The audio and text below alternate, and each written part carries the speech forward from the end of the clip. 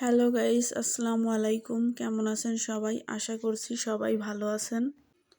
আমি আমার 1 বছর প্লাস বেবির জন্য চিকেন নুডলস রান্না করছি, সেটাই আপনাদের সাথে শেয়ার করছি। আমি মাংসগুলো এখানে ছোট ছোট টুকরো করে কেটে নিয়েছি। এরপর আমি হ্যান্ড ব্লেন্ডারে এটা কিমা করে নেব। এটা বিদ্যুৎ ছাড়াই হাতে ব্লেন্ড করতে হয়। আমি এটাই করে নিচ্ছি। দেখুন আমার কিমার কি অবস্থা এখন। এটা বেশ ভালোই হয়েছে। এখানে আমি একটি ছোট কুকার নিয়ে নিয়েছি রান্না করার জন্য। এতে আমি সামান্য পরিমাণে একটু তেল দিয়ে দেব, যেহেতু বেবিদের রান্না স্বাস্থ্যসম্মত, এই জন্য সামান্য তেল দিয়েছি। তারপরে একটু মশলা দিয়ে দেব, যাতে চিকেনের একটা গন্ধ আছে সেটা না থাকে। পরে এইটা দেওয়ার পরে আমি এখানে চিকেন কিমাটা দিয়ে দেব। চিকেন কিমাটা দিয়ে ভালোভাবে নেড়ে নিতে হবে। তারপর একটু নাড়াচাড়া দিয়ে কিছুক্ষণ ভেজে নিতে হবে।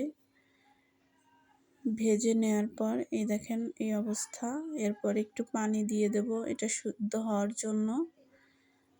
এরপর আমি এটা পানি দিয়ে ঢেকে দিব।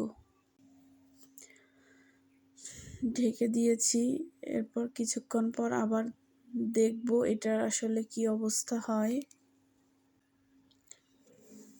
দেখুন এখন এটার এই অবস্থা।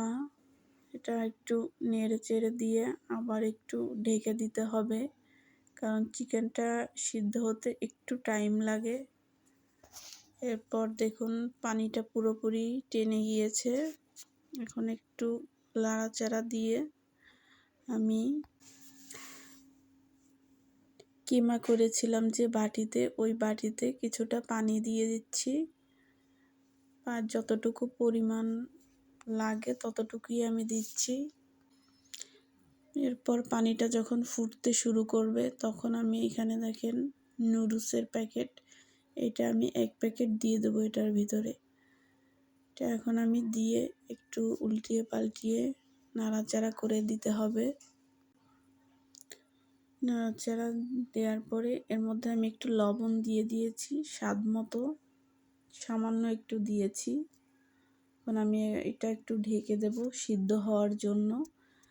এই দেখুন আমার নুডলস সিদ্ধ হয়ে গেছে। এখন এটা একটু শুকনা শুকনা হবে।